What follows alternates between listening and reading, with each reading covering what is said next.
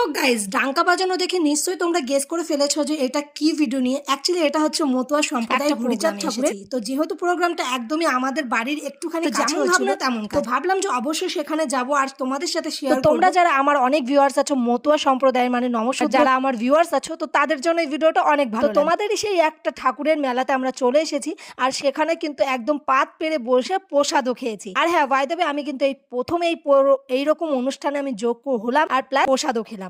আর এই যে দেখতে পাচ্ছ মানুষের সমাগমের ভিড়ের কোনো মানে তুলনা হয় না। প্রচুর মানুষ, প্রচুর অল্প বয়সের থেকে শুরু করে বয়স্ক মানুষ সবাই এখানে কিন্তু একদম শ্রদ্ধা অনুসারে সবাই প্রসাদ গ্রহণ করছে।